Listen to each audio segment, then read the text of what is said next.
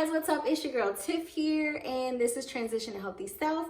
And in today's video, I'm going to be talking about something that I get asked a lot about, especially on my Instagram. No, I'm not talking about just hair. I'm talking about food and basically being on a plant-based diet. So I felt like we're in 2020. I haven't done a food video in quite some time now, and I felt like this was relevant. So we're gonna go ahead and jump right in. First, I wanna start off with just the basic staple that I always have on hand when it comes down to my plant-based diet. Those would have to be dry beans. You can do canned beans, but I prefer dry beans because you can buy them in bulk and they're a lot cheaper. Any kind of oats, preferably gluten-free oats, just because some people in my family are gluten-free. I also do quinoa, which is like my rice substitute, but from time to time I will do rice. Any kind of pastas, which again would be gluten-free pastas. So you can get pastas made out of rice, chickpeas, corn, brown rice, you name it, the sky's the limit. Potatoes, preferably red potatoes. And then also I always have nutritional yeast on hand and some kind of fruits or veggies. Other ones that I'm going to mention are other staples that I have on hand, but they're probably not on hand as much as these 8 that I just mentioned. So my next staple is going to be maple syrup. I use this on a lot of different things. As a sweetener, for pancakes, you name it, wherever you basically would use sugar. A lot of times I use maple syrup, or I use what I call coconut syrup. Okay, apple cider vinegar. So it is endless what you can do with apple cider vinegar. You can make buttermilk with apple cider vinegar.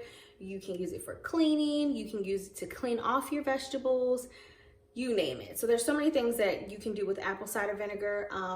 Use it as a dressing. You can use it to make dressings. So that's another one I always have on hand. And I always get the apple cider vinegar organic with the Mothers. I just prefer Bragg's because I like the texture and the taste.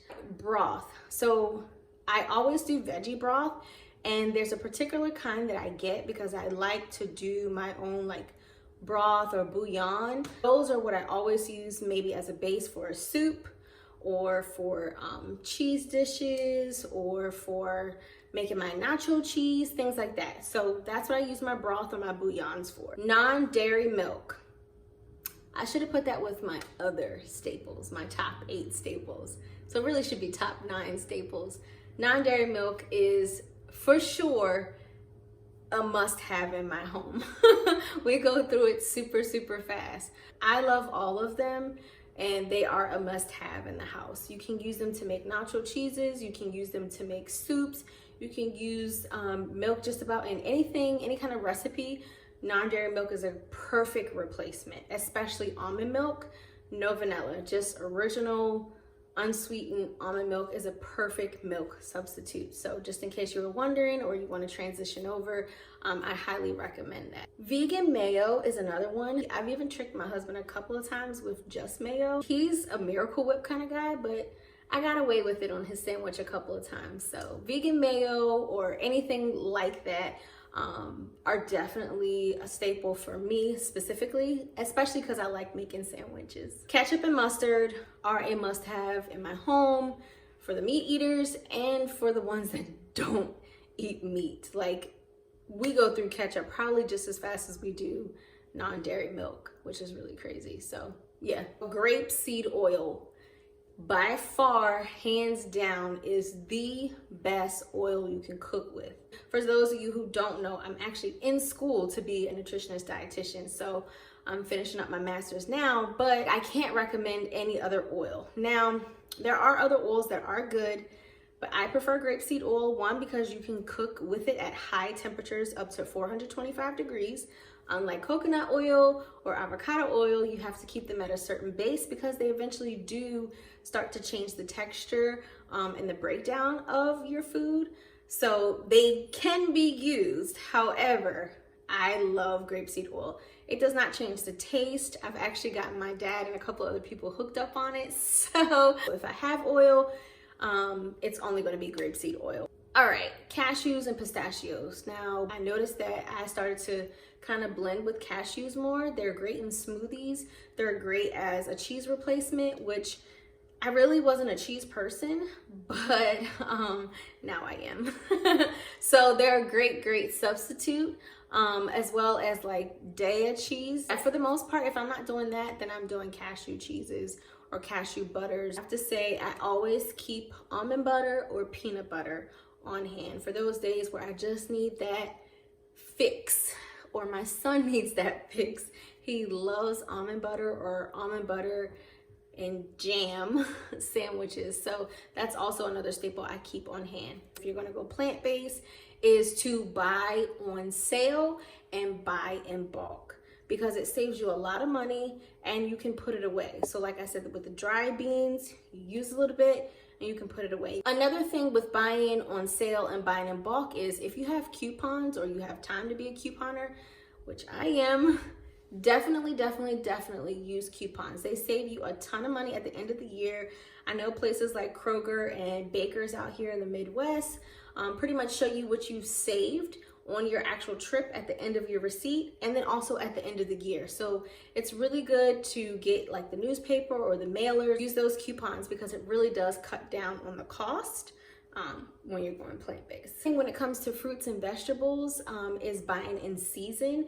This helps cut down not only on the environment, but then it also helps with the cost, because if you're buying in season, those particular foods that you're trying to purchase aren't going to be really expensive because they're in season, especially in your area. When it comes down to buying fruits and vegetables, my husband always teases me about this, and he jokes around and says, oh, my wife's organic and she doesn't eat meat.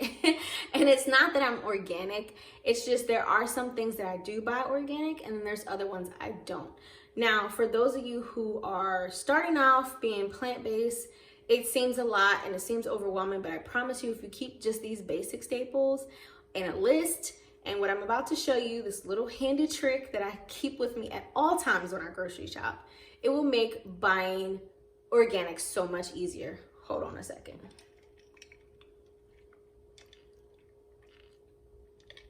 Sorry, gotta keep the baby hydrated. Basically what I'm talking about is the Clean 15 and the Dirty Dozen. Top 12 Dirty Dozen are the top 12 items that you should be buying organic.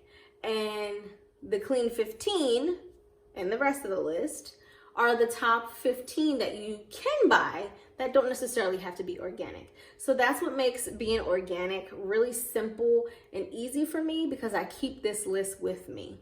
So I hope this helps you guys when it comes down to buying organic, or if you want to buy organic. I have to put this in there because it really does make a difference. Obviously, if your budget or your pockets are able to afford this, then you can just skip this one, essential. But I personally feel like eating out once a month is great, and that's it.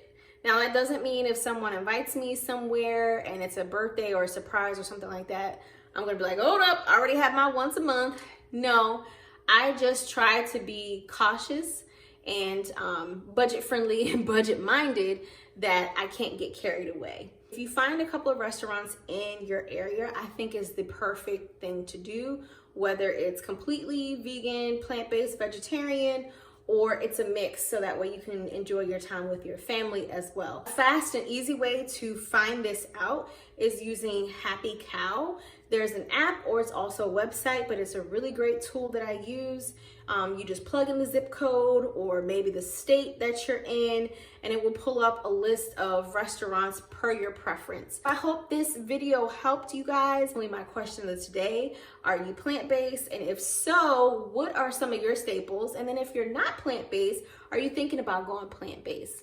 Don't forget to hit that subscribe button and follow me over at Tiff Nicole Blogs on Instagram. And don't forget to check out the description box below. There's some great videos I have in there for starters, beginners, some good recipes. I will see you at the next video. Stay well, stay healthy, be blessed. Bye.